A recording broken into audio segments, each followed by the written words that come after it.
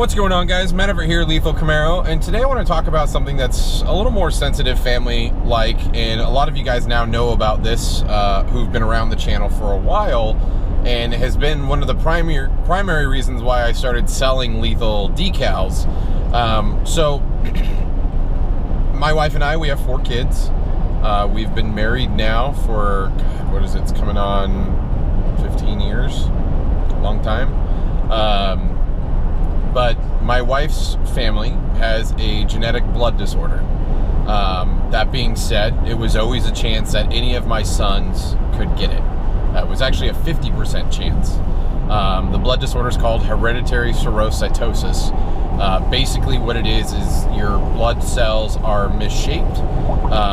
Your red blood cells get misshaped from creation, from the early stages where your bone marrow is actually making new cells for your blood. And the spleen sees them as something that's trying to attack the system, as a foreign object, and destroys them. A lot of people who have this blood disorder, it doesn't affect a ton of their blood cells. It's anywhere from 10 to 15%, so their body can usually keep up and take care of it and get rid of all the craziness. My wife had it pretty bad. I don't know what her full percentage was, but she was in and out of the hospital every 3 to 6 months. But she was at the point, anytime she got sick, she had to go to the hospital all the time until her spleen was removed, which back then they did at an early age. Nowadays they want to not remove the spleen at all because your spleen's actually important to your body functions.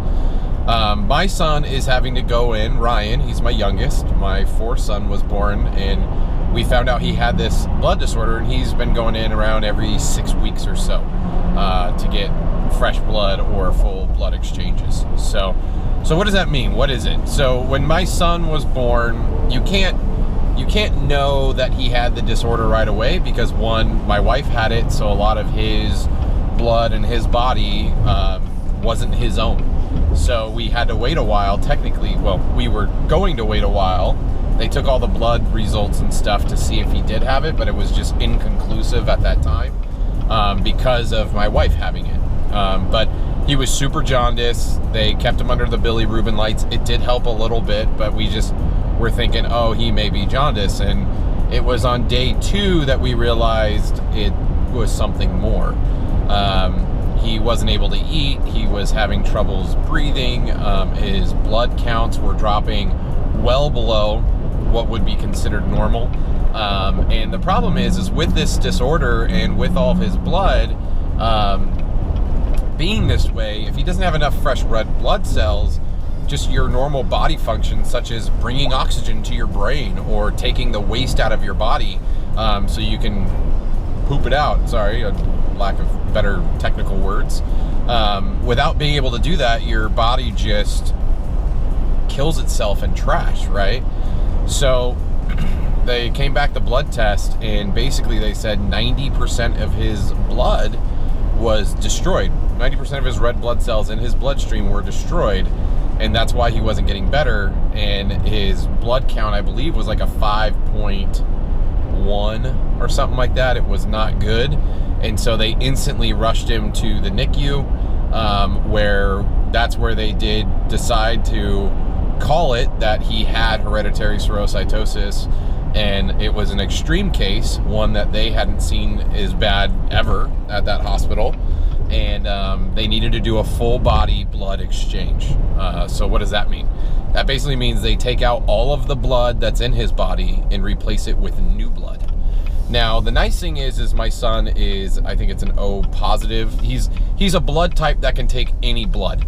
So that is, one, a blessing in all of this, because honestly, the best way you can help my son and any child or adult that has this problem is donating blood, because they need fresh blood to basically do the functions that their red blood cells can't do, because either they're getting destroyed or they just don't exist. So that being stated, he had a full blood exchange in the NICU. We were there for a little over a week. Actually, I think it was closer to 2 weeks, and that was an interesting experience. But when they did the full blood exchange, his body just snapped right back. It was able to function as it would. They had to monitor him to make sure everything was good. But the downside is you don't know what your child may be allergic to. You don't know what the person who donated that blood has. Like, they do a really good job screening blood these days, but my son has a lot of adverse effects to the transfusions or exchanges, in a sense, because he is constantly having like reactions where he'll break out in hives and stuff like that. So they'll have to keep him in the hospital longer to monitor him and make sure he's okay. Since the NICU, and he's been able to come home, he has been going in about every 6 weeks on average. There's been some good times where it went a little bit longer, like 8-9 weeks. But those are usually times where the transfusions were a lot more successful, where his blood count went up to like 12 instead of the average 10 that we see. But typically what happens, he gets a transfusion, everything's good, he gets color back in his skin, pink, he's a functioning child just like anybody else, and slowly but surely his spleen is destroying those red blood cells as his body's making new ones, and his body's getting rid of the fresh blood that he did get, and and it just degrades. So his coloring will obviously get jaundice again. It's really bad when his eyes actually start turning yellow, like a dark yellow, and he'll just start slowing down. You'll notice he'll take naps longer, just stuff like that. There's the little things. So yeah, he's constantly just battling with this, and we have to go in, and when he gets a transfusion, it just resets itself, and we're basically on a time clock. Now, a lot of this is covered by my insurance. I have really good insurance through work. I'm very fortunate to have the insurance I have. But ever since the Affordable Care Act was passed, this blood disorder went from 100% covered item to 90%. So they actually treat it as a more critical issue. Like, my son goes to the cancer ward to have his treatments. And so with that, you think, okay, a little hospital trip, like the easy transfusion trips that are in and out one day, they're really not that bad. They might cost us $500 out of pocket. It's usually like $5,000 to $7,000 cost, and we pay 10% of that. Obviously, we hit our deductible for the year pretty quickly, so now we're just paying the 10% difference that our insurance doesn't cover. I've looked around at lots of other different insurance companies, and most of them, it doesn't make sense to buy them because they're just so much more expensive up front. Or two, they actually only cover 80 or 70%. So it's like there's no winning here, unless they do something and change how this thing is covered. So now, with that being said, when he goes in and he has to stay overnight, or he has a interaction with the blood where his body breaks out in hives, it's an easy overnight thing, and we never know when it's going to be or how it's going to be, and that's when the doctor bills skyrocket. It goes from a $7,000 trip to a $30,000, $40,000, $50,000, $70,000 trip. The big expensive ones are usually when they have to do exchanges. So that's actually pulling his blood out and putting new blood in. Those ones get really expensive, and those bills are $7,000 plus. And that's where it comes, like, since we've been monitoring him and watching him, that hasn't happened. It's only happened one other time when he was in the hospital already, but just in general, if we're keeping a really good eye on him, we should never get to that point. So being good parents pays off in this instance. So but yeah, so a lot of people were asking for lethal decals, and I mean, I make decent money where I am, where I work. I'm not gonna lie. I mean, I'm not gonna tell you how much I make, but I make good money. I've been doing what I do for a long time. I like to think I'm pretty good at it. And I saved up a lot of money for my Camaro, and for 7 years I saved my pennies and was able to afford my car. And seriously, if it came down to it and I needed the money to save my son's life, my car would be gone, and like that, it would just be gone. But things have been manageable. We've been able to keep up with the bills and whatnot, but it's taken a drain on our savings account, etc. Just like anybody else. You guys all have struggles like we do, and this is our struggle. And in that, you know, a lot of people were asking for decals, and I was thinking, you know what? If people really want these decals, like, I really don't care about making profit off these things, but people wanted them. They were asking for them, and I kept pushing it off. Like, I'm like, it's going to cost a lot of money. I don't really have the money to go off and go spend and buy decals to even sell them to people. And it was actually one of you guys on YouTube. I had talked about the issue. I think it was on an Instagram stream, and someone's like, why don't you just sell the decals and use some of that money to pay for your son's blood disorder? And I was like, I never thought of that. So I went in with the premise that, okay, I'm going to do these decals, I'm going to sell them, and all the proceeds from those decals will go straight to my son's blood disorder. And in that, we've been able to pay, since the beginning of 2017, the Decal Sales have paid for my son's blood disorder, or at least the bills that we've gotten thus far. Now, some of you may know from following Instagram, he just recently was in the hospital for 2 days, had another transfusion. We were really hoping he didn't have to stay the night, because those get expensive, but they just took forever, and it ended up being an overnight thing. And yeah, so the nice thing is through the sales of decals, and now even Fast Tech Performance has even stepped up, and they've provided some lethal Camaro third brake light blackout kits that, if I sell them, all the proceeds of those will go to my son as well.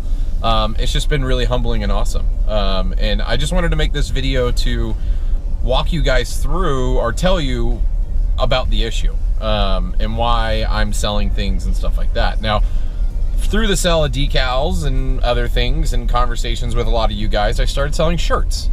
Now, the shirts obviously cost a lot more to make. I'm not putting all of the proceeds from shirts towards my son.